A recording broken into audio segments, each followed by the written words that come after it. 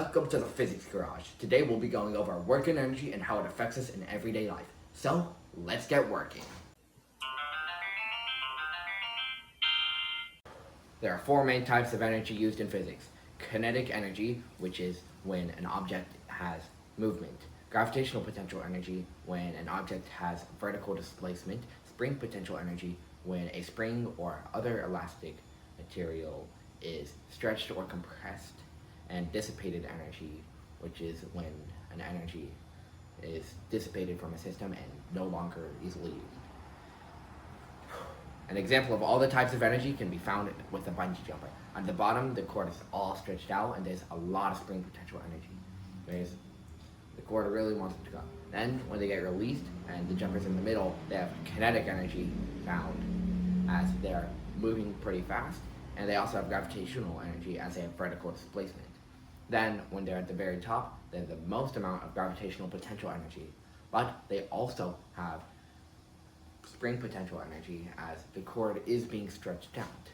Then, in any of the points in between those, the jumper is experiencing all three of those energies as they have both movement, vertical displacement, and they have the cord being stretched out. And dissipated energy is a result of the air friction acting upon them, while it's often ignored, but is found in real life. Now, let's talk about conservation of energy. Energy is conserved when no work is done on a system by external forces. The equation is found by adding all the energies before and after an action. For example, if a system would have potential gravitational energy and kinetic energy at the start, then after an action, it would have a different amount of both of those energies. You can find the equation by mass times gravity times initial height plus 1/2 mass times initial velocity squared would be equal to mass times gravity times final height plus 1/2 mass velocity final squared. An example of conservation of energy would be in a half pipe with a skater. At the start, the skater's at the top and they have all gravitational potential energy. Then they're at rest, meaning they have no kinetic energy. Then when they skate down to the bottom, they have all kinetic energy with all the gravitational potential energy being converted to kinetic energy. Then they'll come back up to the same height because they will, after that, have the same amount of gravitational potential energy.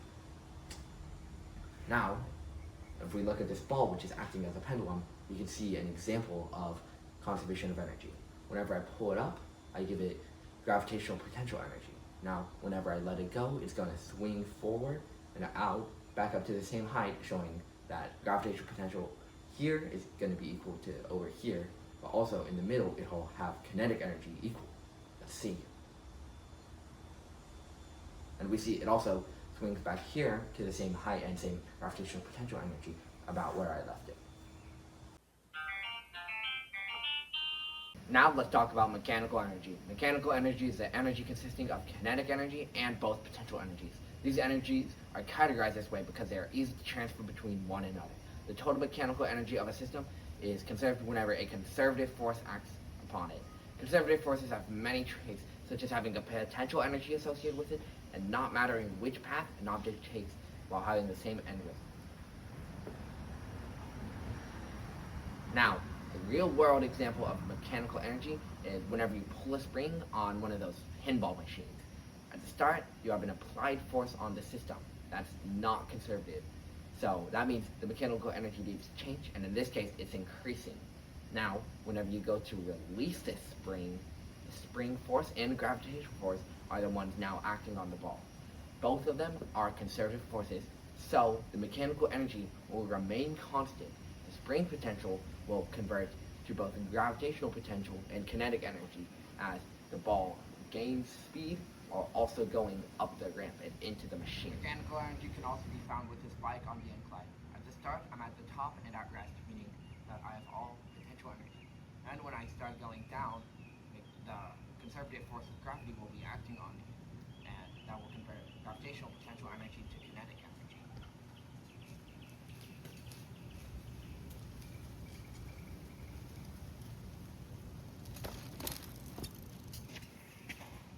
At the bottom, you saw I had the greatest amount of kinetic energy because I had the least amount of gravitational potential energy.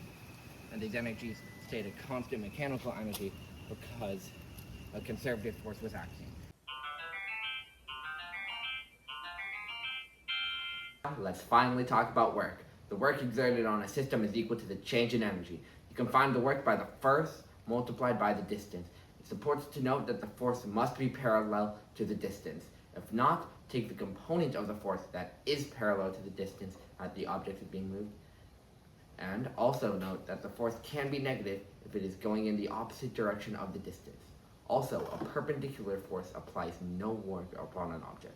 Now, a real-world example of work is found in a crane at a construction site. When the crane is lifting a box up, it applies positive work to the box. As the tension force is directed in the same direction, the distance of the box is traveling. Then, as the box is being moved across the air, the direction of the distance is horizontal, while the force is vertical. Since the force is perpendicular to the distance, the work is equal to 0. Then, when the box is going down onto the building, the force is still being directed up, but the direction is going downwards, so negative work is being exerted. Now, if we go to this workout machine, we can see work acting on the weights. Whenever I push forward the bar, the tension force is directed upward, the same that the distance is being directed, meaning there's positive work being done.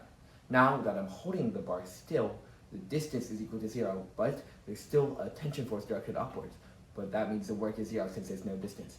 Now that I'm letting the bar back down, the tension force is still directed back upwards, but the distance is going downwards, meaning that there's negative work being exerted on the weights. Finally, and last but not least, let's talk about power. Power is the amount of work or change in energy applied to a system each second. It can be found by the work divided by time, or by force times velocity, using the same rules and guidelines outlined with the work equation, force times distance. It's useful for finding the strain put on a person or object. And a real-world example involving power would be in climbing a mountain with cutaway versus going straight up. When going forward at a constant pace, cutaways increase the time taken to travel the same amount of vertical distance. Since the vertical distance is the same, the change in energy and work is the same, but the power is less due to the increased time. This means that the climber is experiencing less strain during the climb as opposed to if they would be climbing straight up the mountain.